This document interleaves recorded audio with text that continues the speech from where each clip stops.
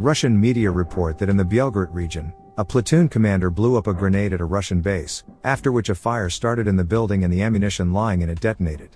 3 Russian soldiers died, 16 were wounded, and 8 more are still missing.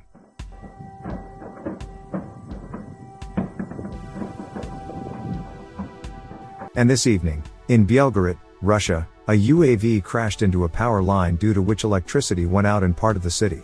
UAV is possibly Russian forepost, which cost from $6 to $7 million US.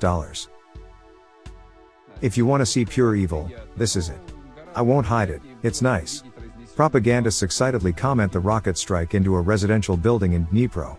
25 people confirmed dead in the strike, 73 injured, 43 are missing in Dnipro as of now.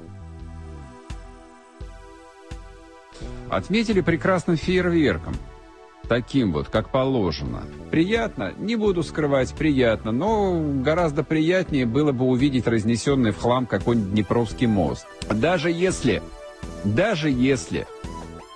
этот дом попала наша ракета, вот лично для меня это не меняет вообще ничего. Но посмотрите на фотографии Мариуполя, вот что будет с Харьковом. Да, будет. И с Днепропетровском это будет, и с Киевом это будет. Russia has tried to blackmail us but failed, thanks to our unity. We compensated the cuts of the Russian gas by diversifying to other reliable suppliers.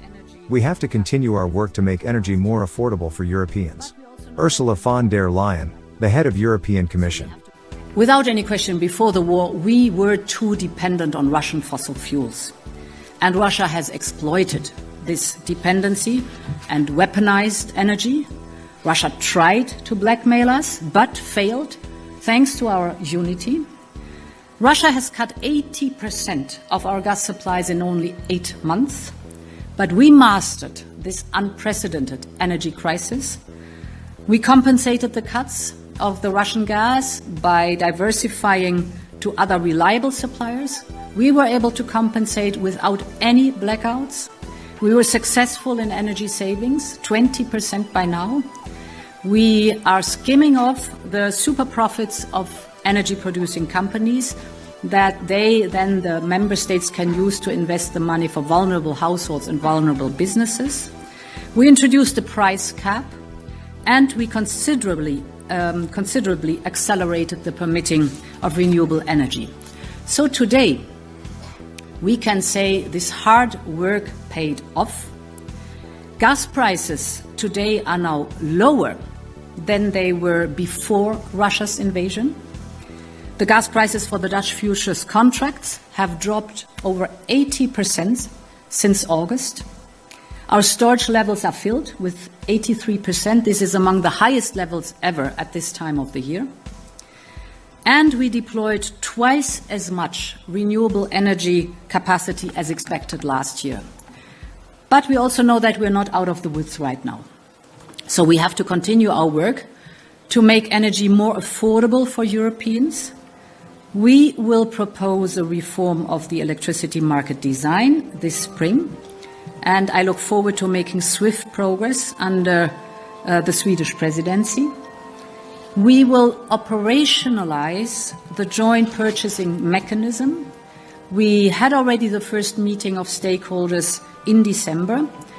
That is mobilizing companies and member states via our energy platform, because we want to use our collective market power to have a joint purchasing of gas. And of course, we need to further scale up the deployment of renewables. We should aim to also double this year once more the additional capacity of renewable energy that is added to the market, because we all know homegrown renewables are indispensable for our energy independence, and they are, of course, key for our green transition.